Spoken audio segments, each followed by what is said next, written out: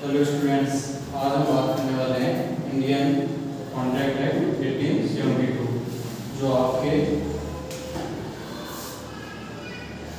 BCom, CPT, CS इन सभी के syllabus में है।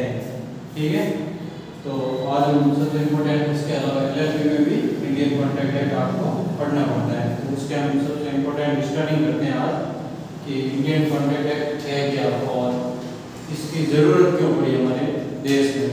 तो कोई भी कॉन्ट्रैक्ट करते हैं तो उसके रूल्स एंड रेगुलेशन होते हैं, उसके अकॉर्डिंग हम कॉन्ट्रैक्ट करते हैं। बिना कॉन्ट्रैक्ट के आपके कोई भी कॉन्ट्रैक्ट क्या हुआ वैलिड नहीं मान सकते, या आप कोई भी मान लो कोर्ट केसेस करते हो, बाद में किसी के अगेंस्ट स्यू करते हो, तो मोस्ट इम्पोर्टेंट बात क्या है कि आपने उसके साथ कॉन्ट्रैक्ट किया हुआ है या नहीं है, अगर वो कॉन्ट्रैक्ट रजिस्टर्ड है या नहीं है।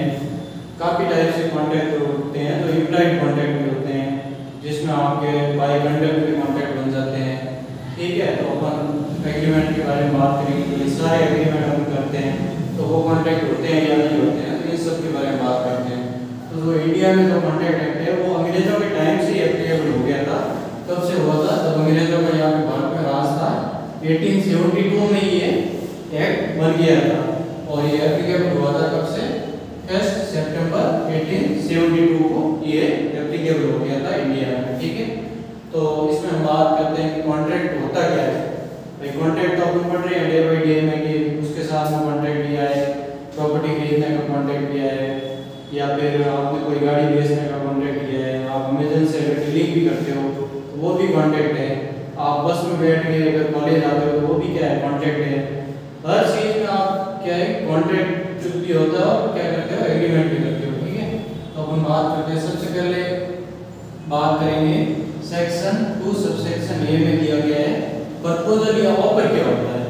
ये कॉन्ट्रैक्ट में अपन सबसे पहले बात करेंगे, कॉन्ट्रैक्ट तो बाद की बात है, उससे पहले सबसे पहले क्या होता है? आप किसी व्यक्ति को ऑफर देते हो। ऑफर का मीनिंग क्या होता है? ऑफर का मीनिंग होता है कि विलिंगनेस प्रकट करना, कि टू डू और नथिंग टू डू, मतलब कोई काम करने के लिए या नहीं करने के लिए खुद की विलिंगनेस प्रकट करना क्या है? ऑफर है। क्या है? ऑफर है। जैसे आपने अपने फ्रेंड को बोला कि क्या तुम्हारे पास कार है, वो बेचना चाहते हो, तो वो एक तरीके से क्या हो गया? ऑफर हो गया। मान लो आपके फ्रेंड के पास में 5 कार थी, आपने बोला कि आप अपनी कार सेल करना चाहते हो, नहीं करना चाहते हो, ये एक तरीके से क्या हो जाएगा? ऑफर हो जाएगा। ठीक है, अब सामने वाली पार्टी में जो ऑफर होता है, जो ऑफर देने वाला होता है, वो क्या हो जाएगा? ऑफर हो जाएगा। क्या हो जाएगा? ऑफर। जो ऑफर दे रहा है, जैसे आप अपने फ्रेंड को ऑफर दे रहे हो तो आप क्या हो जाओगे? ऑफर हो जाओगे।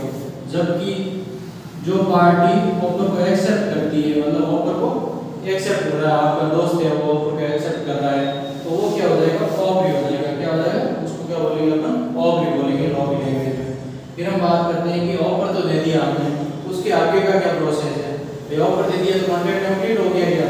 नहीं, अभी भी बहुत सारी चीजें बाकी है जो हम आगे बढ़ रहे हैं। ऑफर जो देंगे वो अगला पार्टी एक्सेप्ट करे या नहीं करे। मान लो आपने तो अपना ऑफर दे दिया अपने फ्रेंड को, बट वो बेचना ही नहीं चाहता, वो बोला मैं तो म्यूजियम में रखूंगा, मेरे पास कार है तो मेरे को पैसे की जरूरत भी नहीं है, खूब पैसे हैं मेरे पास में, तो वो ऑफर को क्या मना भी कर सकता है और वो ऑफर को एक्सेप्ट भी कर सकता है। जिसमें ऑफर को एक्सेप्ट कैसे कर सकता है कि भाई ठीक है मेरे पास में 5 कार है और ठीक है मेरे को पैसे की थोड़ी बहुत जरूरत है, ये कार है सिर्फ मेरे को बेचनी है, तो उसने बोल दिया कि 5 लाख रुपए में मैं आपकी जो महिंद्रा स्कॉर्पियो वो आप बेचना चाहता हूँ। ठीक है, उसने आपको आपने ऑफर दिया कि ठीक है आप मुझे कार खरीदने और 5 लाख रुपए बेचना चाहते हो, उसने ऑफर को एक्सेप्ट कर लिया।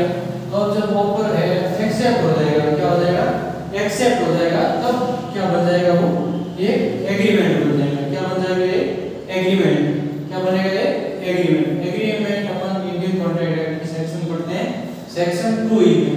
2E में एग्रीमेंट का मतलब है कि मान लो आपने किसी पार्टी को कोई भी ऑफर दिया और वो उसी थिंग में सेम सेंस में और सेम मीनिंग में, क्या है? सेम सेंस में और सेम थिंग, मतलब आप तो बोल रहे हो कि भाई मैं ऑफर दे रहा हूँ, तुम्हारे पास महिंद्रा स्कॉर्पियो है, वो 5 लाख रुपए में बेचना चाहते हो क्या? अब वो सामने वाला पार्टी है, वो मान लो अल्टो बेचना चाह रहा है 2 लाख रुपए में, तो वो क्या है ऑफर एग्रीमेंट नहीं बनेगा। जब तक मान लो दोनों पार्टी सेम सेंस में या सेम मीनिंग में जब तक एग्री नहीं होंगे तब तक वो क्या नहीं बनेगा, ऑफर नहीं बनेगा। इसका ये मीनिंग होता है कॉन्सेंसस एड इडम। क्या होता है? Consensus ad idem. Consensus ad idem का मीनिंग ये होता है कि दोनों पार्टियों को सेम सेंस में और सेम थिंग पे एग्री हो। ठीक है, फिर हम बात करते हैं कि भाई सारे जो भी कॉन्ट्रैक्ट एग्रीमेंट होते हैं वो क्या कॉन्ट्रैक्ट बन जाते हैं। भाई आप 2 दोस्त मिलके आए और एक दोस्त ने क्या है कि बोला कि ठीक है मेरा फर्स्ट डिवीजन बन गया तो मैं तुझे उस बड़ी वाली श्री राम होटल में क्या है पार्टी दूंगा। अब वो दोस्त क्या है कि फर्स्ट डिवीजन उसके बन जाता है, फिर भी वो होटल में जाएगा पार्टी नहीं देता है, तो उसमें क्या ऑफर जो एग्रीमेंट है वो कॉन्ट्रैक्ट बन जाएगा। उसको कोर्ट में स्यू कर सकता है क्या? नहीं। क्यों स्यू नहीं कर सकता? कि उनका जो इंटेंशन था वो इंटेंशन क्या है कि उनका इंटेंशन क्रिएट लीगल रिलेशन नहीं था, कि भाई उनका इंटेंशन लीगल रिलेशन क्रिएट करना नहीं था। मतलब जिस एग्रीमेंट में इंटेंशन होता है, क्या वो इंटेंशन होता है? Intention to create legal relation, intention to create legal relation. मतलब आपका इंटेंशन जब लीगल रिलेशन क्रिएट करने का हो तभी एग्रीमेंट क्या बन पाएगा? कॉन्ट्रैक्ट बन पाएगा। और कौन से एग्रीमेंट होते हैं वो कॉन्ट्रैक्ट बन जाते हैं कि एन एग्रीमेंट, वो सारे एग्रीमेंट जो एनफोर्सेबल बाय लॉ करवा सकते हैं। क्या करवा सकते हो? Enforceable by law.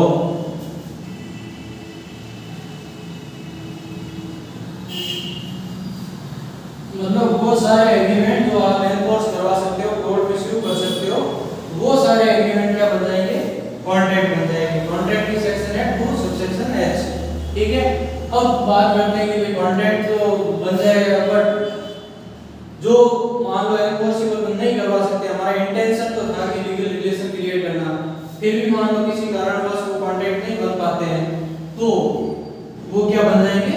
Void contract बन जाएंगे। क्या बन जाएंगे? Void contract section 2G। मतलब वो एग्रीमेंट जो अपन एनफोर्स नहीं करवा सकते किसी कारणवश, ठीक है, इम्पॉसिबिलिटी होगी, तो वो क्या बन जाएंगे? Not enforceable by law. वो क्या हो जाएंगे? वॉइड कॉन्ट्रैक्ट हो जाएंगे। ठीक है, तो हमने आप बात की है कि ऑफर क्या होता है। ये ऑफर क्या होता है?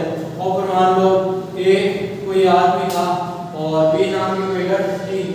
ए ने ऑफर किया कि क्या तुम मुझसे शादी करना चाहती हो, तो वो एक तरीके से क्या हो गया? ऑफर है। क्या हो गया? एक तरीके से ऑफर हो गया।